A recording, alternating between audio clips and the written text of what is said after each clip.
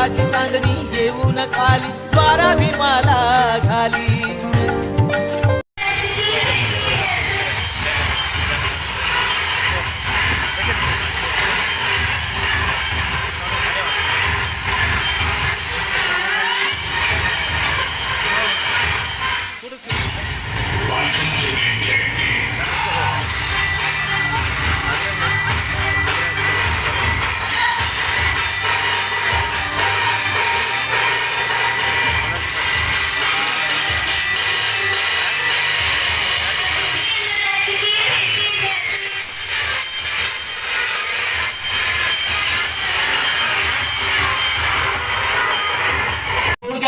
अधिक भाष्य करणार नाही. तुमची मानसिकता किती आहे ऐकण्याची मला माहित नाही, पण जे कोणी मला ऐकतायत त्या सगळ्यांना मी अत्यंत नम्रपणाने वंदन करतो आणि सांगतो, मित्र, डॉक्टर बाबासाहेब आंबेडकर केवळ दीनदलितांचे कैवारी नव्हते, तर ते समग्र भारतीयांचे कैवारी होते. ते काय म्हणाले, कमीत कमी बाबासाहेबांचं एक वाक्य तरी आपण कायमस्वरूपी लक्षात ठेवलं पाहिजे. ते असं म्हणाले, मी प्रथम भारतीय आहे आणि अंतिमताही भारतीयच आहे. मग जर बाबासाहेब प्रथमही भारतीय असतील, अंतिमताही भारतीय असतील, मग ते दलितांची कैवारी कसे झाले हा पडलेला प्रश्न आहे मला. कशासाठी असं बाबासाहेबाला अशा चाकोरीमध्ये ठेवण्याची हिंमत या लोकांनी केली आणि त्याची किंमत आम्ही केली, म्हणून त्यांनी हिंमत केली. तुम्हाला सांगतो, बाबासाहेब आंबेडकर पहिल्यांदा हे SC STचेच नव्हते.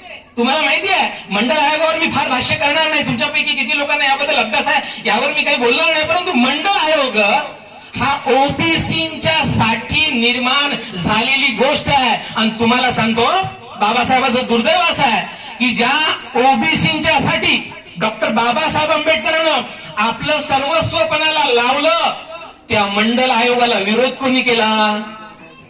ओबीसीनी विरोध केला. मित्र, किती दुर्दैव आहे. मी तुमच्या गावामध्ये तुम्हाला भेटायला आलो आणि तुम्हीच मला मारून हाकालून लावलं, अशी ती गत आहे ना. बाबासाहेब आंबेडकरांचा अपमान. बाबासाहेब आंबेडकरांनी मंडल आयोगाच्या साठी प्रचंड प्रयत्न केला. वेगवेगळे आयोग, त्याच्यामध्ये वेगवेगळे कलम टाकले. तुम्हाला माहिती आहे मनू कोण होते, त्यावर भाष्य करणार नाही, पण मनूनी या देशातल्या स्त्रियांचा इतका अपमान केलाय की मी शब्दबद्ध करू शकत नाही.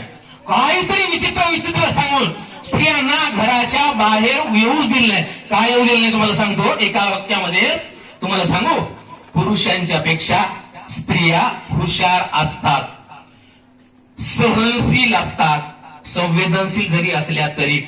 दुर्दैवानं या पुरुष प्रधान संस्कृतीमध्ये स्त्रियांना कमी लेखण्याची जी परंपरा होती, अक्षर त्याच्या आळ्या होतात, नवऱ्याच्या ताटात जातात, मग पोटात जातात. काय भला हो बुरा हो मेरा पती मेरा देवता हो, काय चाललंय काय? किती विचित्र आहे, किती अपमानकारक आहे, किती खोटा आणि खोटा प्रसार आहे हे. बाबासाहेबांनी हे सगळं खोडून टाकण्यासाठी प्रयत्न केला. म्हणून हिंदू कोड बिल, त्याच्यासाठी सुद्धा बाबासाहेबांना राजीनामा द्यावा लागला. त्या फार सविस्तर गोष्टी आहेत, मी सांगणार नाही, मी फक्त ओझरता उल्लेख करतो आहे. हिंदू कोड बिल स्त्रियांच्यासाठी बाबासाहेबांनी राजीनामा दिला. मंडल आयोग ओबीसी साठी बाबासाहेबांनी राजीनामा दिला. म्हणजे आता तुम्हाला सांगतो, छोट्या एखाद्या आता परवा संप होत आहे, आंदोलन होत आहेत. तुम्हाला सांगतो, जगामध्ये, देशात नाही, जगामध्ये शेतकऱ्यांचा मोर्चा काढणारा एकमेव नेता जगात कोणी असेल तर त्यांचं नाव आहे डॉक्टर बाबासाहेब आंबेडकर. तुम्हाला आश्चर्य वाटेल मित्र, 25,000 शेतकऱ्यांचा मोर्चा बाबासाहेब आंबेडकरांनी चालवला. 7 वर्ष तो चालला. और शेतकऱ्यांची आत्महत्या होतात ना, बाबासाहेबांना कोणी ऐकून घेत नाही, समजून घेत नाही, म्हणून प्रॉब्लेम आहे. बाबासाहेबांची जलनीती बघा. आता ते हिराकुंड धरण बघा, सगळे धरण त्यांनी केलेले, वीज निर्मितीच्या बाबतीत त्यांनी केलेलं काम बघा. या सगळ्या गोष्टी जर तुम्ही बघितल्या तर बाबासाहेब आंबेडकरांची जलनीती, शेतीविषयीचे धोरण इतके सुंदर आणि इतके चांगले आहेत. त्याची जर आपण अंमलबजावणी केली तर आजचा शेतकरी सुखाने समाधाने राहिला असता. दुर्दैव असं आहे की ते विशिष्ट जातीत जन्मले, म्हणून त्याच्याकडे कानाडोळा केला आणि म्हणून भारताचं नुकसान होताना मला दिसते आहे. म्हणून मी तुम्हाला सगळ्यांना सांगू इच्छितो, बाबासाहेब असं म्हणाले होते की आपल्याकडे 2 गोष्टी असल्या पाहिजे. बघा, तुम्हाला सगळ्यांना अतिशय नम्र विनंती करतो, मित्रा तुला पण, अतिशय नम्र विनंती करतो की 2 गोष्टी आपल्याकडे असल्या पाहिजे. नंबर 1, माणसाकडे नीतिमत्ता असली पाहिजे. माणसाकडे नीतिमत्ता असली पाहिजे, प्रामाणिकपणा असला पाहिजे. या 2 गोष्टी ज्यांच्याकडे नाहीत, विनयशीलता ज्यांच्याकडे नाही, तो पशु आहे असं बाबासाहेब म्हणाले होते. म्हणून तुम्ही सगळे माझ्यासमोर जेवढे काही बसलेले आहात, तुम्ही सगळ्यांनी चारित्र्याला अनन्य साधारण महत्व दिलं पाहिजे. फार महत्व दिलं पाहिजे. सगळ्यात महत्वाची गोष्ट आहे ते चारित्र्य, आणि त्याच्यामध्ये विनयशीलता पाहिजे, नम्रता पाहिजे. नाहीतर गंमत अशी होते की या 2 गोष्टीकडे लक्ष देऊन मै फलाना, मै पिस्ताना, मै आमका, मै तमका असं म्हणून जर जगू लागलो आपण, तर त्याला काही अर्थ उरत नाही. आणि म्हणून म्हणत होतं आणि ते म्हणत होतं की माझी गल्ली सोडून कुठं मी जायचं. ते काय म्हणत होतं, माझी गल्ली सोडून कुठं मी जायचं, माझा भीमाचा दरार आहे. मी थोडा अचंबित झालो आणि थोडा अंतर्मुखही झालो आणि नंतर बरोबर वाटलं की यार बरोबर म्हणतोय तो जो म्हणतोय ते एकदम बरोबर आहे. वामन दादा म्हणतात की पाहिले ना जे कधी ते आज आम्ही पाहतो, जात असता माऊलीची लाज आम्ही पाहतो. भंगले संसार स्वप्न घर पित्याचे भंगले, बांधणारे भिंत ठोके बाज आम्ही पाहतो. पाहिले ना जे कधी ते आज आम्ही पाहतो. ही सगळी वस्ती बाबासाहेबांनी घडवलेली, ज्या वस्तीमध्ये आजूबाजूच्या वादळाखाली नुसत्या प्लास्टिकचे ग्लास आणि बाटल्या भेटाव्या, हीच कधी वस्ती, 4 वाजता डायमंड, हीच कधी वस्ती चारित्र्य संपन्न नसलेली किती हरकत होती तुम्हाला. हीच कधी वस्ती, ज्या वस्तीमध्ये बाबासाहेब आंबेडकरांच्या 22 प्रतिज्ञेपैकी एक सुद्धा प्रतिज्ञा पालन होत नाही. हीच कधी वस्ती, हीच कधी वस्ती, ज्या वस्तीसाठी डॉक्टर बाबासाहेब आंबेडकरांनी पोटचे 4 गोळे, प्राणाहून प्रिय असलेली रमा, प्राणाहून प्रिय असलेली रमा फक्त भूक नाही गेली आणि म्हणून तो मोठा इतका समर्पक म्हणत होता की माझी गल्ली सोडून कुठेही जाय, माझ्या भीमात हीच नाही. मग मी विचार केला की मी जर ही गल्ली सोडून या औरंगाबाद मध्ये राहतो, तिथं सारनाथ नगर आहे, नंदन मनपालन आहे, आंबेडकर नगर आहे, फुले नगर आहे. मी म्हणलं यार आपण कोणत्याही जरी गल्ली मध्ये केलं तरी हा जर पोरगा गाणं म्हणायला बरोबर म्हणून जातो. प्रत्येक गल्लीच्या पोरांनी जर हे गाणं म्हणलं की माझी गल्ली सोडून कुठं मी जायचं, माझ्या भीमाचा करा समर्पक आहे.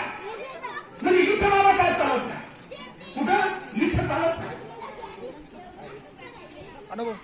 कबीरदास ने मस्त मतलब रंगे भरे रंग चढ़ गए, मर्दों के हुए बेहाल और फकीरता भूखी सोत है और पेड़े खाते छिला. राइट.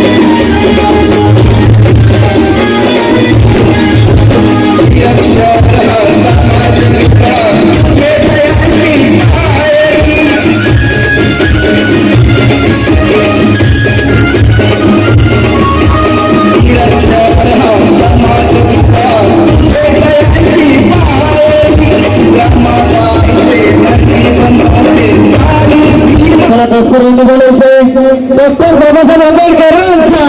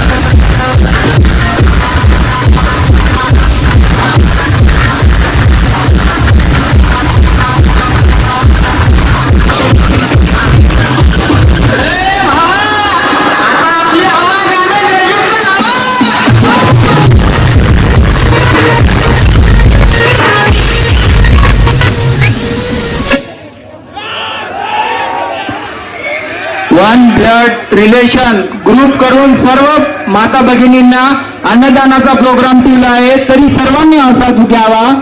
बोला डॉक्टर बाबासाहेब आंबेडकरांचा.